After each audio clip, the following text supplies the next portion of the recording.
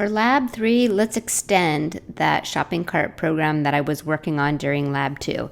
So I want to look at the Lab 3 requirements with you really quickly. So in this lab, you have to have at least one input, one output, and you have to have at least two decision structures, and those are if statements, right? One can be an if, else, if, but that still counts as just one. And then we have to use modules or functions. So don't get hung up on the word module and function. Just use them interchangeably for right now. And so when I am making my program, I'm going to have one module, and I'll just call it a module, but I could call it a function. One module called main. And this will be the module that runs initially when I run my program. And then that module will call all of the other functions that I create. And so I need to have at least one function for input, one for output, and then one for each calculation.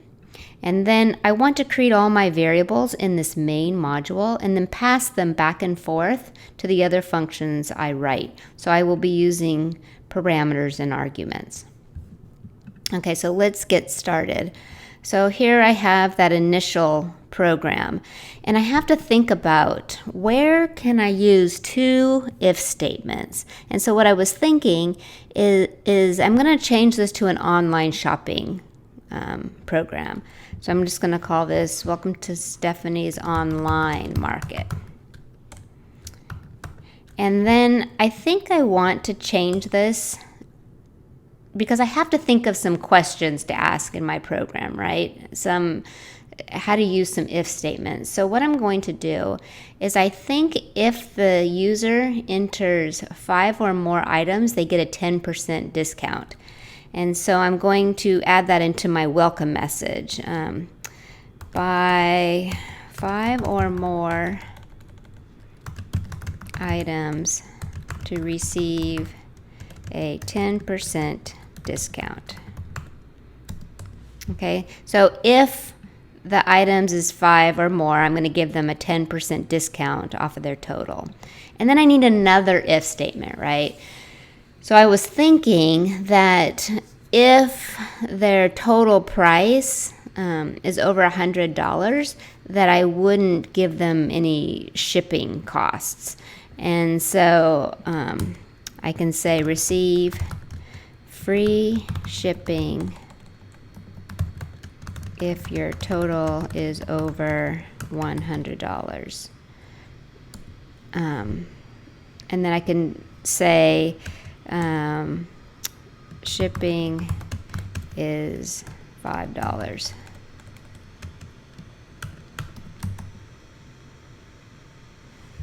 And maybe I'll put that parentheses. I don't know. I could probably clean this up a bit. So welcome to Stephanie's Online Market. Buy 5 or more items to receive a 10% discount. Receive free shipping if your order is over $100. And then I put in parentheses, shipping is $5.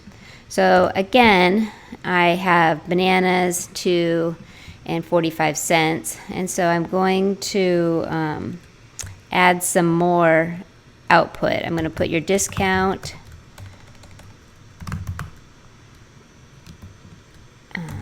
Your discount, or I can say, maybe I want to say you did not qualify for a discount, and then I can put shipping $5. So I'll put you owe $5.90. Okay, and then thank you for shopping. So this is just one scenario, but let's think of other scenarios. So since we're going to give them a discount and then free shipping, there's different arrangements of that, right? So in this example, I'm going to put discount and then shipping.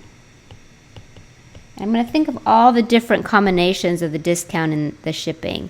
So in this one, I had no discount and I had yes on the shipping. So then we have to think of some test input where we get a discount and we get the shipping, and we still have to pay for shipping. And then we have to find some test input where there's no discount, but they don't have to pay for shipping. And then the last one would be where they get a discount and they don't have to pay for shipping, right? So I have to think of test data that will test all of those scenarios. And so let me do that. So for the next test input, I'm going to order 10 books at $6 each. So my total would be $60, right? 10 times 6 is $60.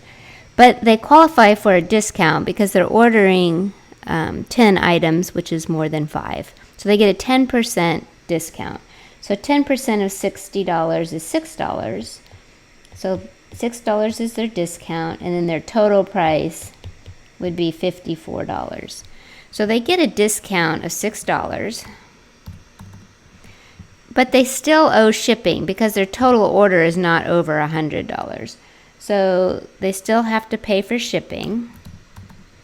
And so if my total is $54 with the discount, and then I add $5 for shipping, they have to pay $59. So they owe $59. And for the next scenario, let's say they want to order a Cuisinart, and they're going to order one, and it's $250. Well, they're not ordering more than 5, so they don't get the discount. So you do not qualify for a discount. But they have a discount on shipping, right? They get the free shipping because their order is over $100. So their shipping is $0. And so they are going to owe $250. And for the last test input, I need to test if they get the discount and the free shipping. So I'm going to order bags of coffee, and I want 20 of them, and they're $8 each. So my total is $160. And I get the discount because I'm ordering more than 5. So I get a 10% discount, which is $16. And so that leaves me with $134. So they get the discount of $16.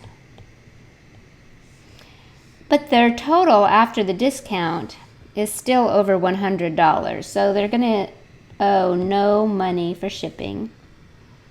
And so that totals up to be $134. And as I was typing this out, I realized I had an error in my total. $160 minus 16 is $144. So my total was $144. Okay, so now I have my scenarios, right? And what I'm going to do, I think I'm going to copy these and put them in a different file. And I'll just call this test data, just so I can get it out of my way. Because I'm going to come back and I'm going to use this to test my program, because I've already worked out all the math on my head, and I actually found that one little error. So I know that my program will work if I use this test data and it all works. Okay, so now I'm ready to start writing my program. And remember, this takes practice, right? I'm walking you through what I'm thinking about, but it's going to take you a lot of practice to be able to determine, like, what things should I put in a function. But just listen and watch, and the more you do it, the more you'll start to see the patterns. So I'm going to go ahead and I'll comment this out, right? And my first, I need to make a module main. So I'm going to make a module main, and then I'm going to just put the end module down here. And then remember, everything's indented just to indicate that that is going to go into the module. And I need to determine all of my inputs and all of my outputs and what types they are. And then if you remember in Lab 2, we kind of already did that, right? So I'm going to just go over, and I already have that somewhere. And I'll just tab that in. Okay, so I have, these are my inputs, right? My item name, my quantity, my unit price. And then my outputs are the total price, but I have more outputs now. I have a discount and then I have a shipping. Okay, so I'm going to need to declare real for the discount and then declare real for the shipping cost. Okay, and then I kind of want to look at my sample run and kind of group things together that do one task, and then I'm going to put those into a function. So this is going to be one function, the function that prints out the welcome message and all the details about buying items on my site. So I'm just going to call a function called welcome message. Okay, and then we're going to write that function below. So I'll go down here, and this doesn't have a return type. I'm not going to be returning any information from this function. It's just going to run and do something. So this is going to be called a void function, and I'll just put the name of the function. Okay, and then I'm going to end the function. And what am I doing in this function? I'm just displaying a bunch of stuff, right? Okay, so here's my void function called welcome message. So when I call welcome message, the flow of execution will go to this function and it will display all these lines of messages, and then it will go back up to main and it will continue on. So it might seem like a lot of work to write this in pseudocode first and then move it to Python, but we can just copy and paste all of the messages into our Python code. So it's a really good practice to kind of think through your code before you start coding. So now I'm ready to ask the user for the item name, the quantity, and the price. So I'm going to create three functions to get that information and return it. And I will store it in the variables in main. So the functions that I will be writing will be value returning functions, right? They're going to return some information to me. So I'm going to set item name to, and I'll just call this get item name. Okay, and then I have to go write this function, because when this function is called, it's going to do the prompting and then it will return the item name, and we will store that string that the user enters into this variable in main. So I'll go down here and I'll write my function, and this will return a string, right? Item name is a string, and I'll go ahead and put my end function. And so what is this function going to do? It's going to display a message, and I already did the message up in my sample run, so I'm just going to copy it in here, and then I want to input it into something. Well, I didn't make a variable yet, so I'm going to go and I'm going to make a variable, a string variable, and so I'll declare string, and then we'll just call this item. So I'll put it into item, and then I'm going to return item. So I've created a temporary variable in this function, right? I'm displaying a message.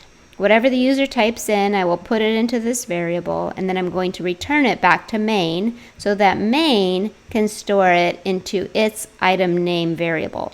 Because remember, variables that are created in functions only are visible within that function. Main does not know or have. Remember, when we create functions, any variables that are created within that function only exist in that function. Other functions can't see those variables. So even though I'm creating a variable called item here that will hold whatever the user types in, main does not know about that variable. So I have to return it, and then I have to store that data into the variable in the main module. And in main, that variable is called item name. So this function, when it's called, creates a variable item, which main doesn't know about, prompts the user, will store that data into item, and then we will return it, which will get stored into main's item name variable. So that's how it works, passing information back and forth between modules.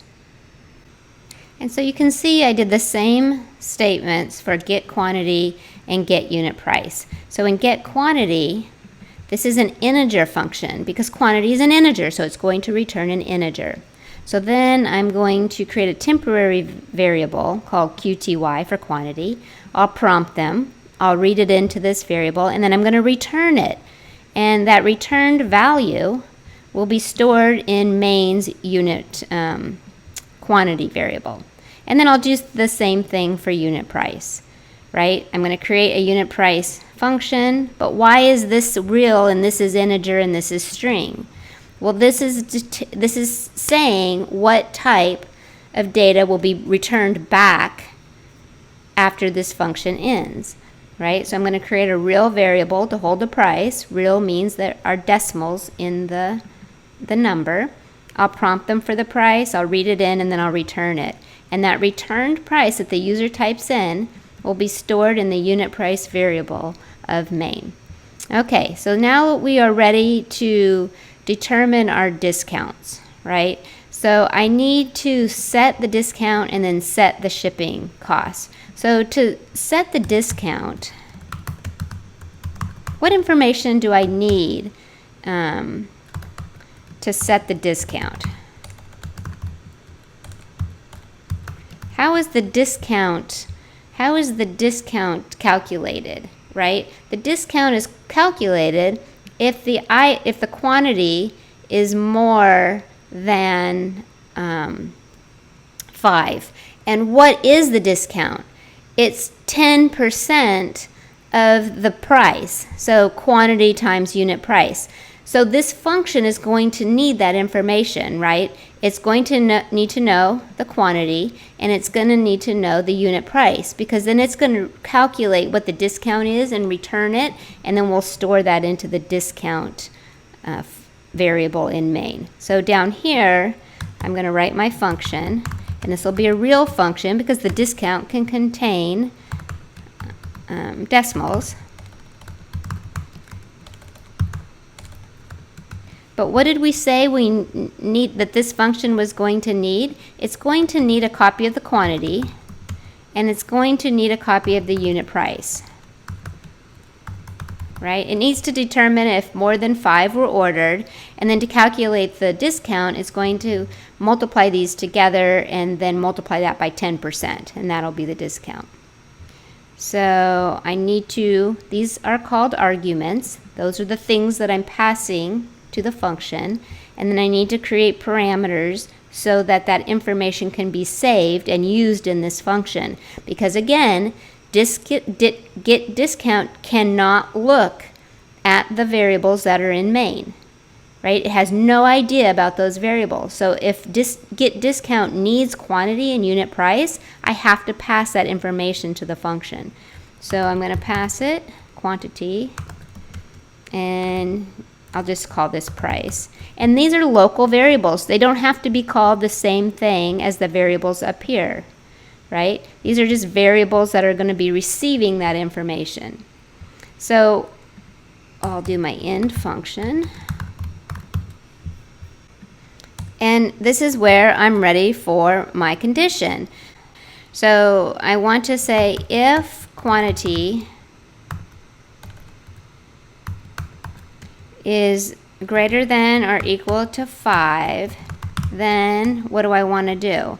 I want to return quantity times price times 0.10.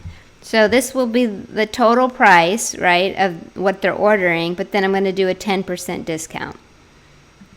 Okay, so I didn't even need to create a variable to hold that. I can just calculate that when I'm getting ready to return. Else, what do I want to do? I want to return 0. they don't get a discount. So if their quantity is not greater than or equal to 5, they don't get the discount. Okay, so that's going to calculate the discount. And so whatever the discount is, right, that will be stored in this variable discount. So now we're ready to set the total price. So we want to calculate the total price and then subtract any discount. So I'm going to do set total price to quantity times unit price, and then I'm going to subtract the discount, right? Okay, so that's their total price. So now I have to figure out, do they qualify for shipping? So that's going to be an if, right? Their total has to be over $100 to qualify for shipping. So since that's some logic, I'm going to put that into a function, and I'll set the shipping to get shipping. And I'm going to pass it. What do I need? What do I need to calculate the shipping? Well, I need to know their total price, because if it's over $100, they get the free shipping. So that's all I need, is the total price. I just need to send that. And then if it's over $100, shipping will be 0, else it'll be 5. So let's go down here and make that function. So function real get shipping. And I'll just call this, well, I'll just call it total price, even though this is a different total price, end function. And so if the total price is greater than or equal to 100, then I'm going to return 0 because they get free shipping, else I'll return $5. Okay, so they'll return $5. And what I can do is, what I will probably do is, I want to create a constant for the shipping, because who knows, maybe in a month we're going to increase our shipping cost or something. So I just want to change a constant variable so that I don't have to go searching through my code to find out where I'm adding shipping. So I'm going to make a constant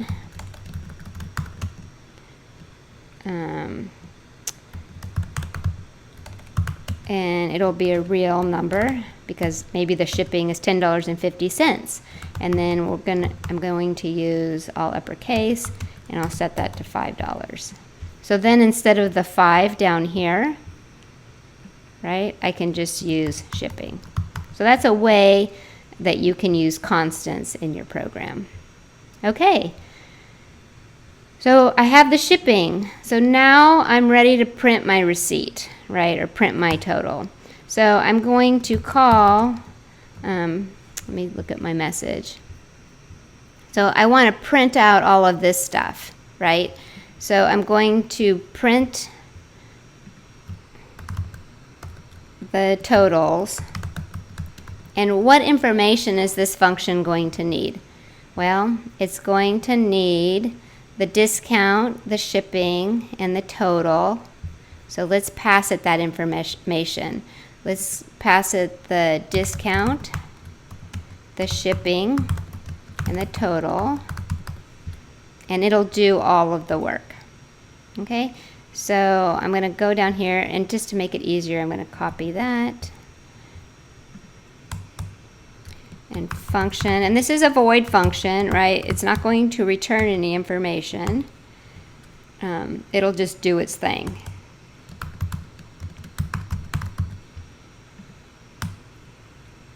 And so I'm display. Oh, and I have another if. So I can get 3 ifs in here, because if I go look at my test data, sometimes it says you don't qualify for a shipping, and then it says you qualify for a shipping. So that is, discount, sorry. You qualify for a discount, or you don't qualify for the discount. So in my planning, I need to plan for that, right? So if discount is greater than 0, and then display you qualify for a discount of discount. Else we want to print display you do not qualify for a discount. Okay, so that's the discount, and then for the shipping, I'm just going to display shipping, and then the shipping, and then display you owe. All right, you know, I think I'll change that now that I'm planning, right? You can always change things. Please pay and then the total price, which is going to be, let's see, up here I set the total price and then plus the shipping would be the total price plus the shipping. Okay, and I could have added that. I could have added that up here if I wanted to add the shipping right here and then pass that to the function as well. So you could have added the shipping cost to the total price in main, but I didn't, so I'm going to do that here. Okay, and then I'm going to display thank you for shopping.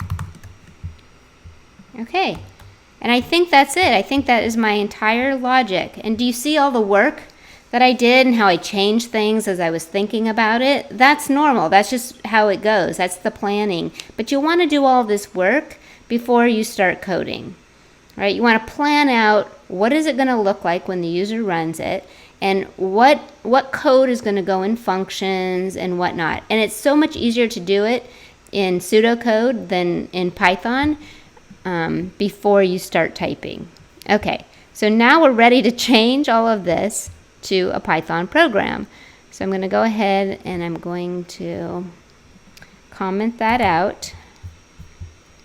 And now that I have everything, it should go fairly quickly. So I'm going to, in Python, I just create my constant like that.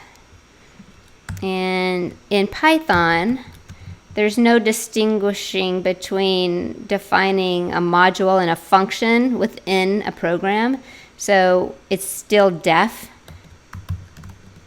right, with the colon.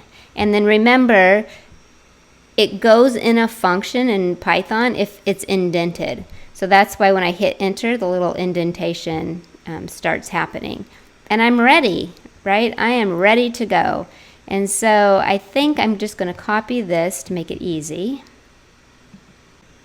And I always want to initialize my variables when I create them to kind of clear them out, and so that when I look at them, I know, oh, that's a string. So quantity, that's an integer. I'll just set this to 0.0 so I can see that this is supposed to be a float, right, or real. And I'll do another 0. The discount's also a real. And the shipping is a real. Remember, real and float are the same thing. They're just numbers with decimals. Okay, so I have that, and then what's the next thing I want to do? I want to call my welcome message, and I'm just going to copy all of this. And now that I have it copied, I can just take out the pseudocode syntax and make it Python. Okay, and that's the end of my main module. And so then I'm ready to write my welcome message module. So I think really the easiest is to copy the pseudocode, remove the comments, and then just change it to Python. So def, this is going to be a print. Okay, and then I'm ready to do my next one, get item. So again, I'm going to copy the pseudocode. I'll just paste it and then uncomment. Oh, don't forget the colons at the end of your function headers. So remember, in Python, we can display an input in the same line, right? So I'm going to say item is assigned input like that. Okay, and then that will input it into item, and then I'll just return item. Okay, so there's my get item. Okay, so I've written the get quantity and the get unit price. Quantity is a integer, so I created a temporary variable for an integer, and then I'm going to cast the string that they enter as an integer, and then the price is a real number, so I'm going to cast, that means change the string that they enter into a float, which is a number with decimals, and then I'm returning those values. And so the next one is with my conditional. So for the get discount function,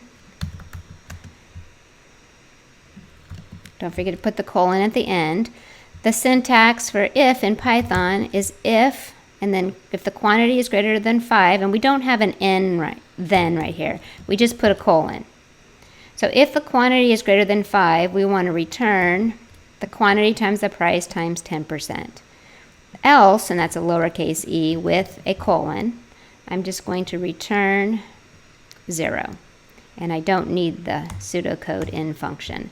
So that's how we will do those functions. So again, add the word def, add the colon, change this to lowercase if the total price is greater than 100, put the colon at the end.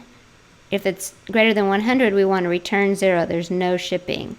Else, we're going to return the constant shipping, which we set up at the top to $5, which will make it really easy when we change our shipping cost just to change it up there rather than finding where it is in the code. And so for the last one, again, def, add the colon, change this to a lowercase I. If the discount is greater than 0, then we're going to print you qualify for a discount of, and then I'm going to give them the discount amount, and then else print you do not qualify for the discount. Okay, and then I'm going to display all of the results. I'm going to print the shipping, and I'll print how much they have to pay, and then I'll print a message. And I'll probably put that on a new line. I'm sure my user experience isn't very tidy right now. Okay, yay! So we have our entire program written, and so now all we have to do is call main at the bottom, and this, when we run our program, main will go and execute first, which will call all of the other programs or all of the other functions. So when I'm going to open this because this is, remember, this is our test data, so we're going to be testing our program with this. So let me run. So I'm going to run my program. Oops, it looks like I have an invalid syntax on the else, and it looks like I forgot that colon, which I do all the time. So I'm going to go down, and it tells me what line 129. So I'm going to go down to 129. Yep, there it is. And while I'm down here, yep, there's another one. Okay, I'm going to go back here, and I'll run this. Discount, oh, dang it. So another error on line 145. So let me go to 145. If the discount is greater than 0, there is no then. It's just a colon. Oh, good. And it's running. So right now, I know that I want to add a new line right there because I don't want it to be squished together like that. Okay, enter the item. Oh, I'm so excited to see if this works. Okay, so I'm going to do bananas. And I want 2 and 45 cents. Oh, bummer. On line 156, there's a problem. And it looks like the error oh, I didn't spell that right, quantity. So on line 156, down here, is where main is called. So it's not that one. So let me go to line 56. So line 56. Okay. Up there it is. Quantity is spelled wrong. Quantity. Quantity. Okay. See, everyone gets syntax errors. This is even when you've been programming for 20 years, you will have syntax errors. This is just normal coding stuff. So let's run that again. Bananas, 2.45 cents. I don't qualify for shipping. Oh, my shipping's $5. The only thing is I don't like it printing like that, right? Money always has 2 decimal places. Plus, I think I want to add a new line after the input. So a couple things I want to fix with my user experience. So when I'm doing the discount, I'm going to put a new line so it prints nicer. And then I'm going to format the money. So I'm going to use that format function. And I want to format shipping to 0.2f, right? This is going to format this variable to 2 decimal places. And I'll do the same with this. Format, and I want to 0.2f. Okay, so let's go back and let's run it again. Bananas. 2 of them, 45 cents. You do not qualify for a discount. Your shipping is this, and please pay this. Yay! That one looks like it's right. Okay, so let's go to the next one. Super excited to check my logic. So books, $10, and they're $6 each. So you qualify for a discount of $6, which is right. Shipping is $5.59 is right. But the only thing is, it's not printing my discount now correctly. So let's see. I need to change that to a format. Discount, comma, 0.2f. Okay. But the numbers were right. So I'm going to go on to the next one. Okay, Cuisinart. I want one of those, and they're $250. I don't qualify for a discount. My shipping was $0, and I owe $250. Yes, okay, those numbers check. And so for the last one, I want coffee, 20, and $8. Ooh, I get a $16 savings. I don't have to pay for shipping, and my total is $144, which checks out. So you can see the importance of figuring out what it's supposed to look like before you even start planning or coding, right? Because then we can use this to test our program. Okay, so I hope you enjoyed that lesson, and go ahead and you can modify your Lab 2 and think about where you can add some conditions and make sure you put everything into a function and that you have a main module.